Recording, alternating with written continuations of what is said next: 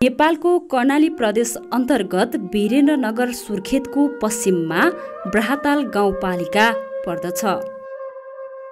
वीरेन्द्रनगरदेखि करिब 35 किलोमिटर पश्चिममा रहेको ब्राहताल गाउँपालिकाको वडा नम्बर 5 चेपाङ गाउँ जलवायु परिवर्तनको हिसाबले जोखिमपूर्ण रहेको छ।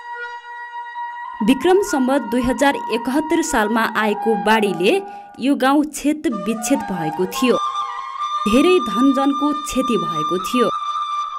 प्रशस्त जग्गा भए पनि सिँचाइको असुविधाले गर्दा यहाँको जग्गा बाँझो थियो।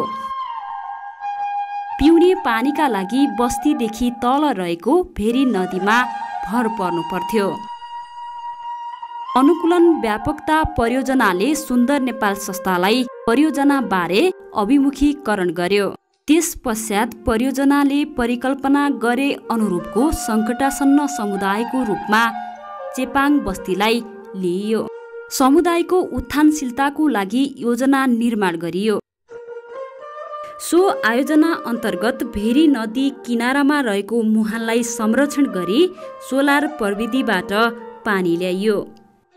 करिब 72 मिटर ठाडो उचाइमा लिफ्टिङ गरी गाउँको सिरानमा 32,000 लिटर क्षमताको टङ्की निर्माण भएको छ।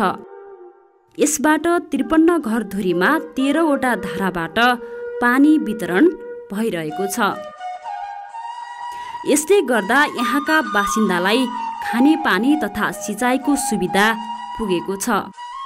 अनुकूलन व्यापकता परियोजना सुन्दर नेपाल जाति निकायहरू सबैले सहयोग गर्नुभएको छ।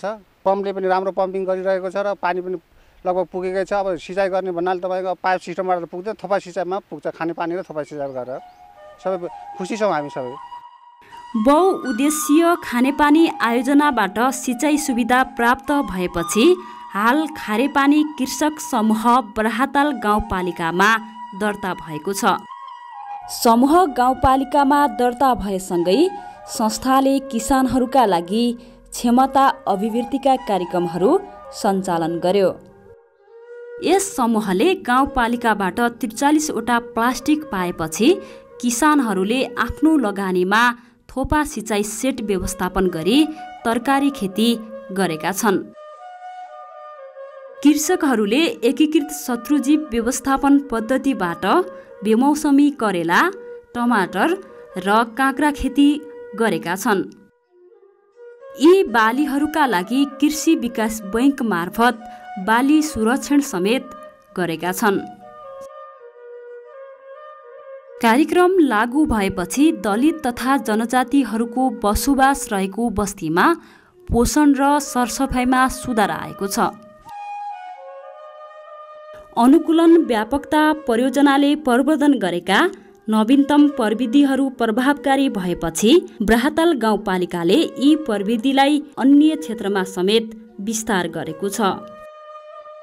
वडा नम्बर 10 मा 54,20,000 समथिङ कति रुपियाँ हामीले उहाँहरूसित सहकारी गरेर त्यहाँ काम गरेका छन् र वडा नम्बर 5 मा 1,50,000 समथिङ कति रकमबाट हामीले साझेदारी गरेका छौँ।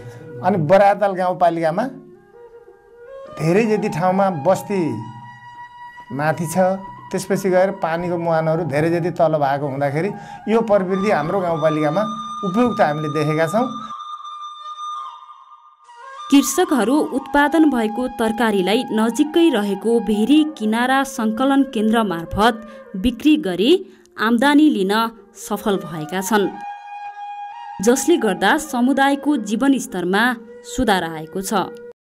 खुर्सानी टमाटर लगाएर 40-45,000 आम्दानी ल्याथे। अहिले त्यहाँबाट के अरे टनेलमा अब काँक्रा लगाए, काँक्राको आम्दानी लिए। अनि के अरे त्यहाँबाट करेला बेच्दैछु। अब घर व्यवहार चलाउन लागि सजिलो भएको छ। अनुकूलन व्यापकता परियोजनामा हामीले नयाँ र नवीनतम काम गरेका छौँ। यो सिँचाइको सुविधा र खानेपानी पुर्याउनको लागि हामीसँग बजेटको व्यवस्था थिएन। त्यसको लागि विभिन्न दात्री निकायहरू ब्राहताल गाउँपालिकासँग सहकार्य भएको छ। सबैको सहकार्यले आयोजना एकदमै प्रभावकारी र दिगो भएको छ। चेपाङ बस्तीमा यो खुसियाली ल्याउनमा वैकल्पिक ऊर्जा प्रवर्धन केन्द्र रिन्युएबल ओल्ड ब्राहताल गाउँपालिकाले आर्थिक सहयोग गरेका छन्। सुन्दर नेपाल संस्थाको प्राविधिक सहयोग र समुदायको सक्रिय सहभागितामा खारेपानी सोलर बहुउपयोगी पानी प्रणाली आयोजना निरन्तर रूपमा सञ्चालनमा आएको छ।